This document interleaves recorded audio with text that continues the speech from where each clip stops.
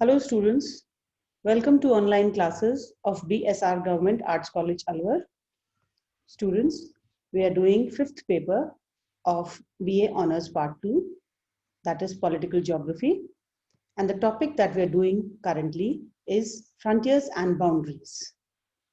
We had done this topic in the previous lecture and this is an extension of that. Along with classification of boundaries, we will do boundary functions in this lecture. तो आज का हमारा topic है सीमांत एवं सीमाएं। पिछले lecture में हमने सीमाओं का वर्गीकरण किया था और वो आज भी इस लेक्चर में कंटिन्यू हो रहा है। सीमाओं के वर्गीकरण के अतिरिक्त हम करेंगे सीमाओं के कार्य। I am doctor Gayatri Yadav, associate professor in geography, BSR government arts college Alwar. Students, today we are doing genetic classification, आनुवांशिक वर्गीकरण। आनुवांशिक वर्गीकरण के अंतर्गत सीमाओं का विभाजन उनकी उत्पत्ति के समय सांस्कृतिक वातावरण के आधार पर किया गया है। इस प्रकार का विचार सबसे पहले हार्टशॉन ने अपने एक letter suggestions on the terminology of political boundaries में प्रस्तुत किया था। इसका मुख्य आधार यह है कि सीमाएं सांस्कृतिक वातावरण के विकास के पहले, मध्यांतर में अथवा बाद में स्थापित की गई हैं। यानी कि ये जो क्लासिफिकेशन है ये इस आधार पर है कि सीमाओं को किस समय पर स्थापित किया गया, सांस्कृतिक वातावरण के विकास से पहले या फिर मध्यांतर में अथवा बाद में। इस विभाजन का नामकरण भौतिक भूगोल के नदी प्रणाली के विकास के आधार पर किया गया है। तो इस आधार पर सीमाओं के निम्नलिखित प्रकार हैं। सबसे पहला है पूर्ववर्ती सीमा, दूसरा परवर्ती सीमा, तीसरा अध्यारोपित सीमा और चौथा अवशेष सीमा। हम इन सबको अभी इनके ऑर्डर में करेंगे। सबसे पहला पूर्ववर्ती सीमा या एंटीसीडेंट बाउंड्री। तो स्टूडेंट्स, पहले पूर्ववर्ती शब्द से ही हमको समझ में आता है कि पूर्व में ही ये सीमा बना दी गई थी। किसी भी कारणवश उस भूमि का विभाजन कर दिया गया था, सीमा बना दी गई थी। उसके बाद सांस्कृतिक लैंडस्केप जो है वो डेवलप हुआ। तो पूर्ववर्ती सीमा से तात्पर्य है जिसका विकास सांस्कृतिक वातावरण के विकास से पहले हुआ। जैसे मरुस्थल में जब सीमा अंकित की गई हो उस समय केवल चरवाहे घूमते हो, किंतु पेट्रोलियम की खोज अथवा सिंचाई के विकास से सांस्कृतिक वातावरण विकसित हो जाता है। यानी पहले डिमार्केशन एंड बाउंड्रीज बनी और उसके बाद वहां पर सांस्कृतिक वातावरण विकसित हुआ। संयुक्त राज्य तथा कनाडा की सीमा उस समय निर्धारित की गई थी जब झीलों के पश्चिमी क्षेत्र में कुछ शिकारी, जिनको कि इंडियंस कहते हैं, वे घूमते थे, जबकि अब वहां पर शहर, परिवहन, कृषि का विकास हो गया है और लगभग सभी भागों में जनसंख्या का विस्तार हो चुका है। कुछ इसको प्राथमिक सीमा भी कहते हैं, पाइनियर सीमा, पाइनियर बाउंड्री भी कहते हैं, किंतु हार्टशॉन ने इसमें भिन्नता वर्णित की है। अर्थात प्रारंभिक सीमा केवल उस समय होती है जबकि क्षेत्र पूर्णतया अविकसित होता है, जबकि पूर्ववर्ती सीमा में कुछ व्यवसाय प्रारंभ से ही रहता है। सेकंड टाइप ऑफ बाउंड्री, परवर्ती सीमा, सब्सिक्वेंट बाउंड्री। परवर्ती, सब्सिक्वेंट, इन शब्दों से आपको ये समझ में आ जाएगा कि जब पूरा कल्चरल लैंडस्केप डेवलप हो चुका था, यानी जब लोग वहां पर रहने लग गए थे और सारी गतिविधियां वहां पर प्रारंभ हो गई थी, उसके बाद वो ये डिसीजन हुआ कि ये बाउंड्री कहाँ पर बनानी है। तो परवर्ती सीमा कल्चरल लैंडस्केप के बाद में अस्तित्व में आती है। यह सीमा सांस्कृतिक वातावरण के विकास के पश्चात अस्तित्व में आती है और साधारणतया मुख्य या गौण प्राकृतिक एवं सांस्कृतिक प्रदेशों से गुजरती है। ये अनेक बार भाषा, धर्म अथवा अन्य प्रजातीय आधार पर विकसित होती है। इस प्रकार की अनेक सीमाएं यूरोप में हैं जो भाषाई पृथकता को स्पष्ट करती हैं। भारत पाकिस्तान की सीमा इसी प्रकार की है। परवर्ती सीमा अनेक बार सांस्कृतिक गतिरोध उत्पन्न करती है। जैसे स्विट्जरलैंड की सीमा जर्मन बोलने वालों को जर्मन से और फ्रेंच बोलने वालों को फ्रेंच लोगों से पृथक करती है।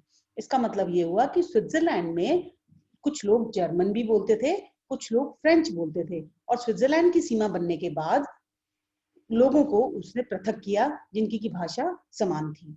आधुनिक समय में सीमा निर्धारण पूर्णतया राजनीतिक आधार पर किया जाता है, अतः सांस्कृतिक दृष्टि से वे अवरोध उत्पन्न करती हैं। अध्यारोपित सीमा। Super impose boundary. इनका विकास भी परवर्ती सीमा के समान सांस्कृतिक वातावरण के पश्चात होता है, किंतु परवर्ती सीमाओं से भिन्न ये सांस्कृतिक वातावरण से बिल्कुल समता नहीं रखती, अपितु उस पर आरोपित होती है, जो एक ही जाति, धर्म अथवा भाषा के लोगों को विभक्त करती है। उपनिवेशिक शक्तियों में एशिया, अफ्रीका तथा दक्षिण अमेरिका में इस प्रकार की सीमाओं का विकास हुआ। विशेषकर घाना, टोगो, नाइजीरिया, अंगोला, दक्षिणी पश्चिमी अफ्रीका की सीमाएं इसी प्रकार की हैं। अध्यारोपित सीमा में युद्ध विराम रेखा, जिसको कि हम ट्रूस लाइन कहते हैं, उसको भी सम्मिलित किया जाता है, जैसे उत्तर दक्षिण कोरिया या पूर्व उत्तरी दक्षिणी वियतनाम की सीमा। अवशेष सीमा, रेलिक बाउंड्री। अवशेष सीमा से तात्पर्य है जिस सीमा की समाप्ति हो गई हो, यानी वो सीमा, उस सीमा का अस्तित्व नहीं है, उसके कुछ अवशेष ही केवल हमको देखने को मिलते हैं। वहां के सांस्कृतिक वातावरण में ये विद्यमान रहती है। इसके लिए हार्टशॉर्न ने रूस जर्मन सीमा का उदाहरण दिया है, जिसको अपर साइलेशिया के औद्योगिक प्रदेश में वहां के आवासों की बनावट में भिन्नता के रूप में देखा जा सकता है। यद्यपि इस प्रकार की सीमाओं का विशेष महत्व नहीं होता, यहाँ तक कि समय के साथ उनको पहचानना भी कठिन हो जाता है। तो ये थे जेनेटिक क्लासिफिकेशन, और अब हम अन्य प्रकार के वर्गीकरण देखते हैं, पढ़ते हैं। विगर्ट एवं उनके सहयोगियों ने सीमाओं का एक भिन्न प्रकार से वर्गीकरण प्रस्तुत किया है। उनके अनुसार सीमाओं के निम्नलिखित भेद हैं। पहला, वे सीमाएं जो अंतर्राष्ट्रीय कानून द्वारा मान्यता प्राप्त हैं, जैसी कि अधिकांश सीमाएं होती हैं। दूसरा, वे सीमाएं जो कुछ देशों द्वारा, विशेषकर पड़ोसी देशों द्वारा मान्यता प्राप्त होती हैं। इसके दो स्वरूप हैं, जब सीमा के कानूनी स्वरूप को बनाए रखते हुए उसमें परिवर्तन कर दिया हो, या कानूनी अधिकार डी जोर से बनाई गई सीमा, जैसे कि संयुक्त राज्य अमेरिका द्वारा निर्धारित बाल्टिक देशों की सीमाएं हैं। तथ्यहीन मान्यता, डी फैक्टो सीमाएं, जो किसी एक देश द्वारा मान्य नहीं होती, जैसे कि इक्वाडोर, पेरू या भारत चीन की सीमा है। भारत चीन की सीमा में चीन इस बात को नहीं मानता कि भारत की सीमा, भारत की उत्तरी सीमा को नहीं मानता, और इसलिए उसमें लगातार इन्फिल्ट्रेशन वो करता रहता है। वे सीमाएं जो केवल मानचित्र पर ही होती हैं, असल क्षेत्र में नहीं होती, इनको मात्र कल्पित सीमाएं या फिक्टिशियस बाउंड्री कहा जा सकता है। इस प्रकार की सीमा 1939 की जर्मनी और पोलैंड के मध्य सीमा है, जिसको अभी भी अनेक पश्चिमी देश वैध मानकर मानचित्र पर प्रदर्शित करते हैं। इस प्रकार अंटार्कटिका की सीमाएं हैं, एक्चुअल में है नहीं, क्योंकि अंटार्कटिका का पूरा क्षेत्र हिममंडित है, और वो हिममंडित क्षेत्र कब समुद्र के हिम से मिल जाता है पता नहीं चलता, इसलिए हम उस बाउंड्री को कल्पित सीमा या फिक्टिशियस बाउंड्री कह सकते हैं। ये हमारा टॉपिक था क्लासिफिकेशन ऑफ बाउंड्रीज, जो हमने पिछले लेक्चर और आज के लेक्चर में कंप्लीट किया है। उसके बाद हम बाउंड्रीज के बारे में और पढ़ते हैं। आज हम सीमाओं के कार्यों के बारे में पढ़ते हैं, जिसको कि हम बाउंड्री फंक्शंस कहते हैं। तो स्टूडेंट्स, बाउंड्रीज का मेन फंक्शन क्या है? बाउंड्रीज का मेन फंक्शन है किसी भी देश को या किसी भी राज्य को एक सुरक्षा कवच देना, एक सुरक्षा देना, और प्रत्येक देश ये चाहता है कि उसकी सीमा बिल्कुल सुरक्षित रहे, उसके अंदर कोई भी फॉरेन इन्फिल्ट्रेशन नहीं हो पाए। तो ये किसी भी बाउंड्री का पहला फंक्शन है। दूसरा फंक्शन क्या है? कोई भी बाउंड्री है उसके अंदर उस देश के राज्य या उस देश के कानून की मान्यता होगी, उस बाउंड्री के दूसरी तरफ दूसरे प्रकार के कानून चलेंगे। तीसरी बात, कोई भी बाउंड्री होगी उसके अंदर उसके थ्रू व्यापार जो होगा वो उस देश की नीतियों के हिसाब से होगा। चौथी बात, किसी भी देश की बाउंड्री के अंदर एक टैक्स रेजिम जो होगा या एक प्रकार का टैक्स सिस्टम चलेगा। जो बाउंड्री के अंदर लोग रहते हैं वो एक प्रकार का टैक्स, वो जो भी टैक्स देंगे वो एक ही प्रकार के होंगे, सारे समरूपता होगी उन टैक्सेस में, जबकि बाउंड्री के दूसरी ओर दूसरी प्रकार का टैक्सेशन होगा। तो अब हम सबसे पहला जो फंक्शन है बाउंड्रीज का, विच इज डिफेंसिव फंक्शन या सुरक्षात्मक कार्य, उसको हम पढ़ते हैं। सीमा का स्वरूप एक सुरक्षा रेखा, लाइन ऑफ डिफेंस के रूप में होता है। प्राचीन काल में ही सीमा सुरक्षा का प्रयोग किया जाता रहा है।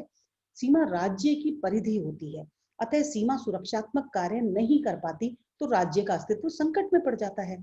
सीमाओं की किलेबंदी करना प्राचीन परंपरा है और आज भी सीमाओं पर देश की रक्षा निर्भर करती है। अतः प्रत्येक देश इनको सैनिक दृष्टिकोण से सुरक्षित रखना चाहता है। सीमा सुरक्षा उस समय और भी अधिक आवश्यक हो जाती है जबकि पड़ोसी देश से अच्छे संबंध न हो। यद्यपि वर्तमान काल में युद्ध की तकनीक का इतना अधिक विकास हो चुका है कि भीतरी जो भाग हैं किसी भी देश के, जो सीमाओं से दूर हैं, जिनको हम सुरक्षित समझते थे पहले, वो भी मिसाइल्स या अन्य तकनीक द्वारा आज भेद्य हो गए हैं। तो तकनीक का इतना विकास हो चुका है कि सीमा ही नहीं अपितु आंतरिक स्थल भी सरलता से भेदे जा सकते हैं। किंतु इसके साथ साथ ही सुरक्षात्मक तकनीक का भी विकास हुआ है। आज यद्यपि पर्वतीय या दीवार की सीमा का महत्व नहीं है, किंतु प्रत्येक देश अपने स्तर के अनुसार सुरक्षा के उपाय करता है तथा सीमाएं आज भी सुरक्षात्मक कार्य संपन्न करती हैं। तो स्टूडेंट्स, अगर हम इंडिया का एग्जाम्पल लें तो हम ये देख सकते हैं कि इंडिया ने जहां जहां पर भी महासागरीय सीमा है इंडिया की, वहां पर कोस्ट गार्ड उसकी रक्षा करते हैं। हमारे देश की कोस्ट गार्ड एक फोर्स है, वो उसकी रक्षा करती है। इसी प्रकार जहां जहां भूमि पर हम पाकिस्तान और चाइना के साथ अपनी सीमा शेयर करते हैं, वहां पर हमारी फोर्सेस हैं, बीएसएफ फोर्सेस, आईटीबीपी फोर्सेस, जो कि हमारे देश की सुरक्षा करती हैं। और हर देश में इसी प्रकार का एक सुरक्षा मैकेनिज्म होता है, यानी हर देश अपनी बाउंड्रीज को प्रोटेक्ट करता है। आज यद्यपि पर्वतीय या दीवार की सीमा का महत्व नहीं, किंतु प्रत्येक देश अपने स्तर के अनुसार सुरक्षा के उपाय करता है तथा सीमाएं आज भी सुरक्षात्मक कार्य संपन्न करती हैं। अवरोधक कार्य मीन्स बैरियर फंक्शन, यानी सीमा किस प्रकार से एक बैरियर का काम करती है, एक अवरोध का काम करती है। सीमा अवरोधक के रूप में सदैव से ही रही है और आज भी है। सीमाओं को कितना अधिक अवरोधक बनाया जाए, यह प्रत्येक देश की नीति पर निर्भर करता है।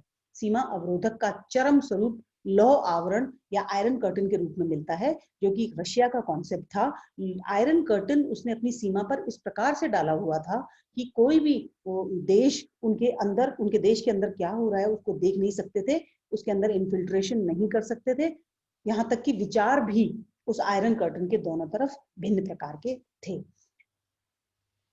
आयरन कर्टन के रूप में रूस ने आयरन कर्टन या लौह आवरण रूस ने स्थापित किया, जिसमें मानव या वस्तुएं ही नहीं अपितु मानव विचार भी अप्रवेश्य होते हैं।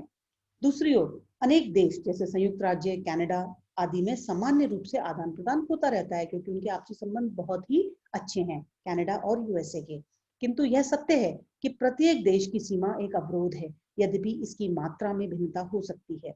सीमा के अवरोधक कार्य के ही कारण राज्य का अन्य राज्यों से भिन्न एक विशिष्ट स्वरूप विकसित होता है। सीमाओं के अवरोधक कार्य को स्पष्ट करते हुए कार्लसन ने लिखा है कि अंतरराष्ट्रीय सीमा मनुष्य, वस्तुओं अथवा मशीनों की गति को रोकने में विस्तृत महासागरों, उच्च पर्वतों एवं शुष्क मरुस्थलों से अधिक प्रभावशाली है। यह राज्य पर निर्भर करता है कि वह सीमाओं को कितना अवरोधक बनाता है। होल्डिंग ने सीमाओं के विरोध कार्य को अति महत्वपूर्ण माना है। थर्ड, राज्य व्यवस्था के अभिन्न अंग के रूप में किस प्रकार से राज्य व्यवस्था सीमाओं से होती है।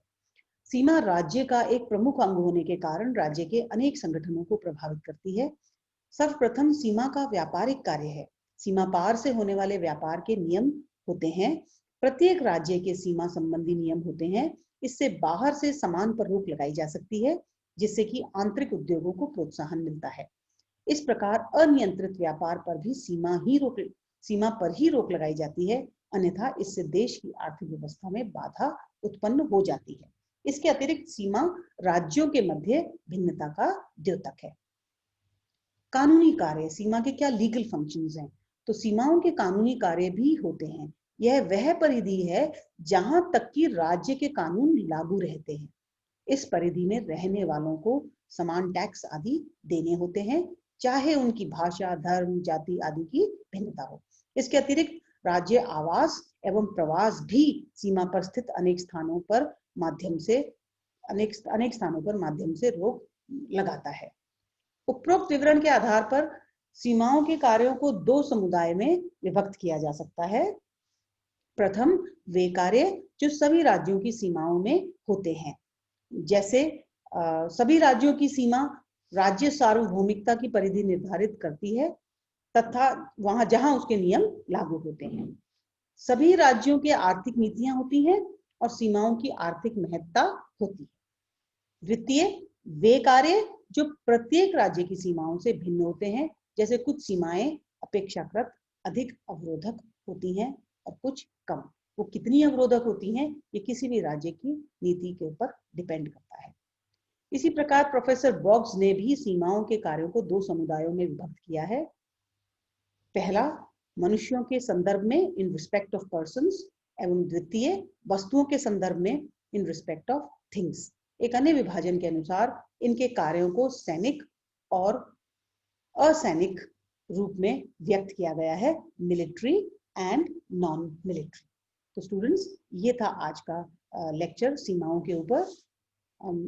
आशा है आपको समझ में आया होगा। तो आज के लिए बस इतना ही। Thank you and let's meet tomorrow in another lecture. Thank you.